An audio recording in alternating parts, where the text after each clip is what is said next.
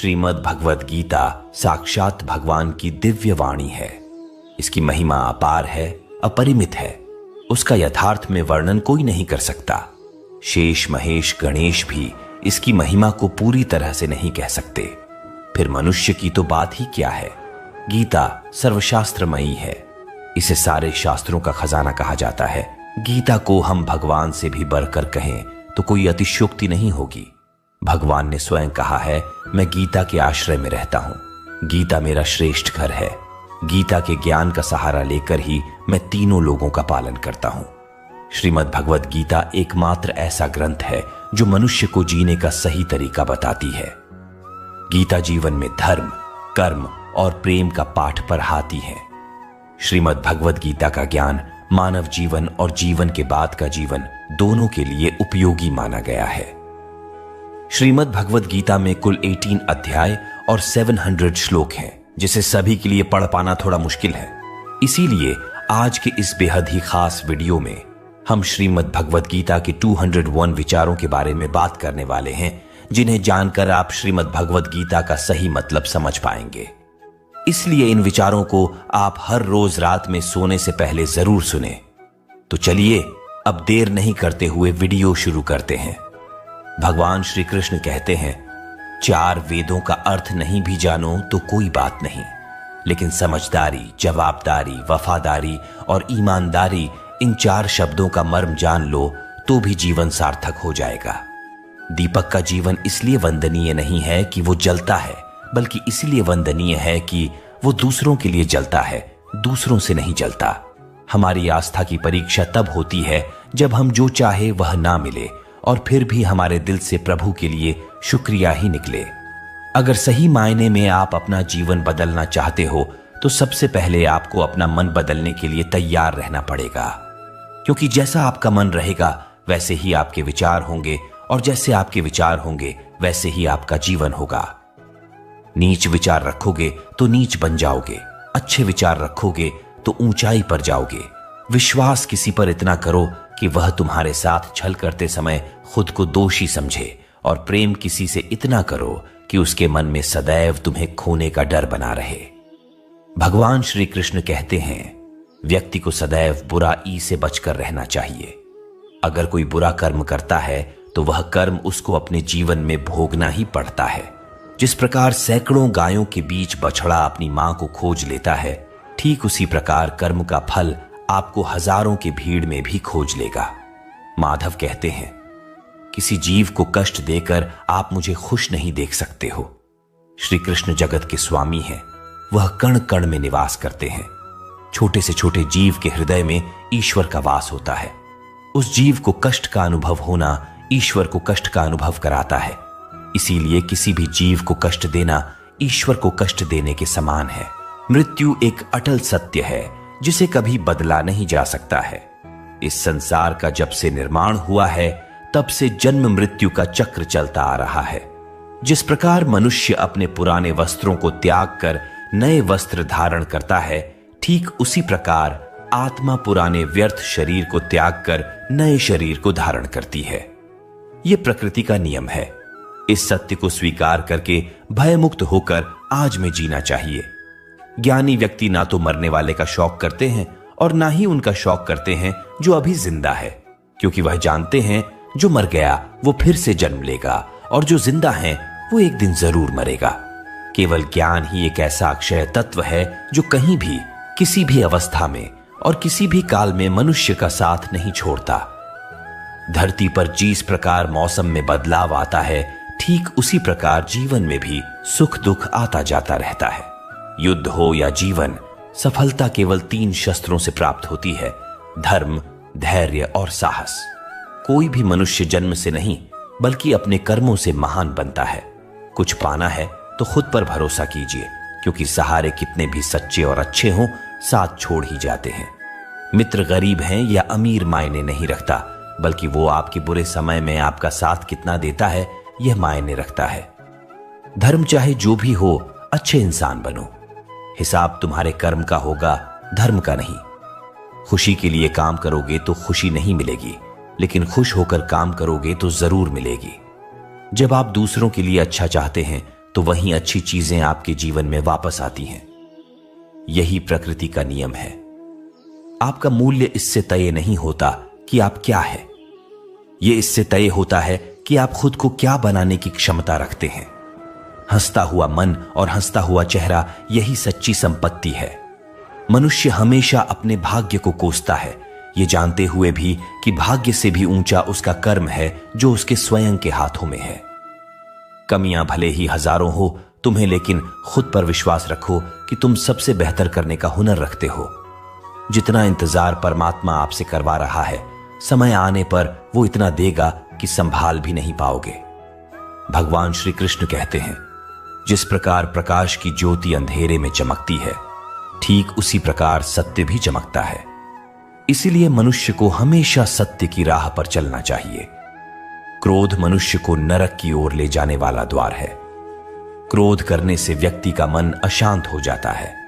वो आवेश में आकर कई बार अपना ही नुकसान कर बैठता है। भगवान श्री कृष्ण कहते हैं, मनुष्य को क्रोध करने से बचना चाहिए।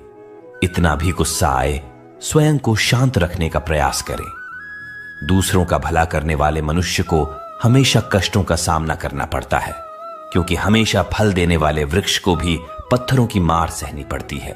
सत्य से कमाया धन हर प्रकार से सुख देता है। छल कपट से कमाया धन दुख ही दुख देता है। चुप रहने से बड़ा कोई जवाब नहीं और माफ कर देने से बड़ी कोई सजा नहीं होती।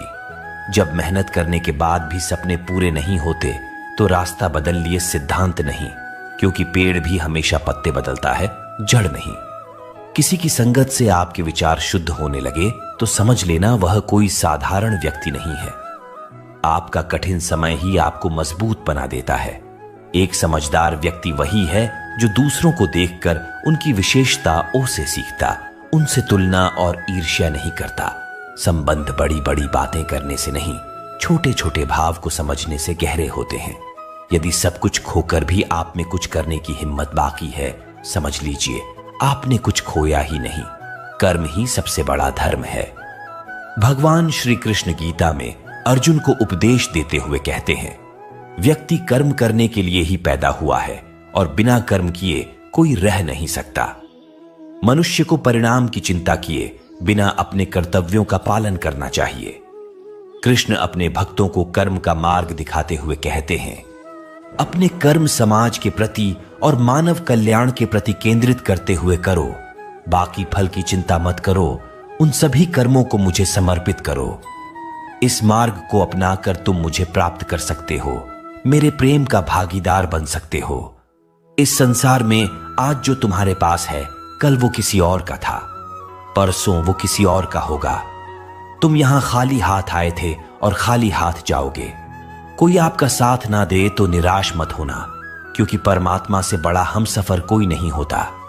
खुशी आजादी पर निर्भर होती है और आजादी इस बात पर निर्भर होती है कि आप कितने साहसी हैं। विश्वास के बगैर इस दुनिया में कोई भी रिश्ता ज्यादा देर तक कायम नहीं रह सकता।